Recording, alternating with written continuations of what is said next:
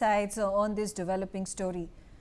The interim leader of Nepal, Sushila Karki, has made a public appeal for calm, peace and tranquility in these uncertain times.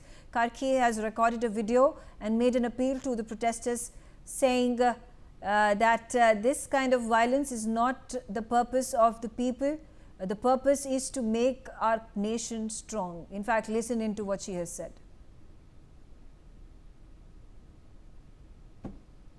Ajay Jaiswal is on the telecast with me. Ajay, a message that has been shared by Sushila Karki, the likely Prime Minister of Nepal, as per numerous reports that are floating right now. What is the situation on the ground? Are people content with this nominee, if at all she is appointed as the interim Prime Minister?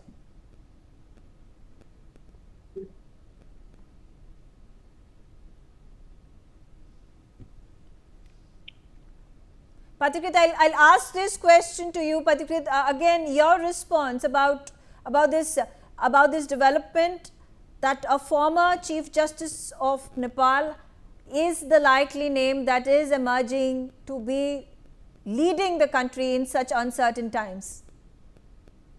First and foremost, we have to be very careful about, before we jump to conclusions and legitimize what happened in the last 2 days.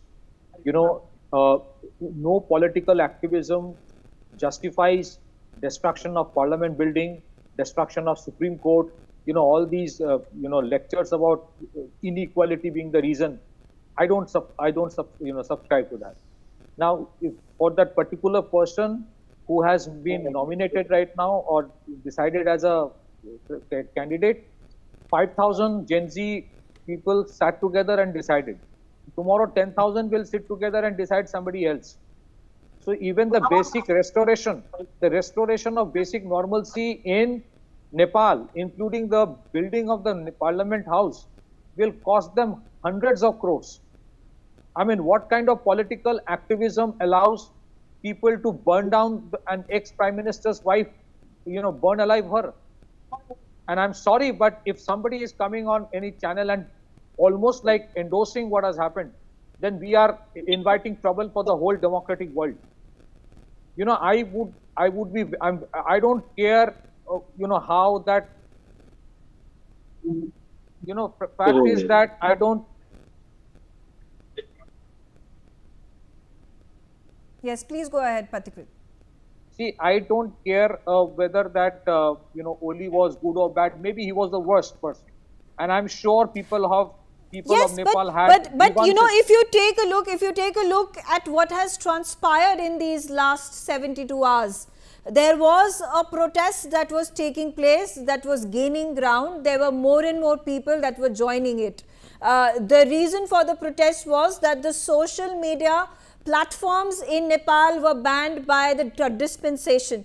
That was the only way for the masses to come out and express their anger and frustration and make their voices heard. And that too was curtailed, that too was banned and censored by the government. And it was only after those 19 people were killed at the directions of the KP Oli government that the police became trigger happy, killed those 19 people.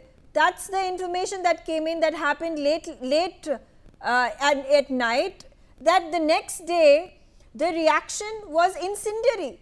The entire Nepalese nation was burnt to the ground. I got your point. The issue is that I am not trying to defend the Oli government. Whoever decided that they can shoot is probably a disastrous decision. Number one, and it shows the maturity of government of India when there was so much of instigation during the anti-farm law protest or anti-CA protest. The government showed maturity, restraint, and did not resort to mindless shooting. So those who actually advise that it's the best way to shoot, that is also extremely condemnable. But, 500,000 people gathering together, there are Facebook and Instagram posts where pages where it has been organized for quite some time. And exactly people know where to go, what to do. Tell me one thing, do you think any entity can actually fight against corruption by then resorting to looting of shops? This is exactly what is happening in Nepal now. And there are elements who are saying that after Bangladesh and Nepal, now it should happen in India.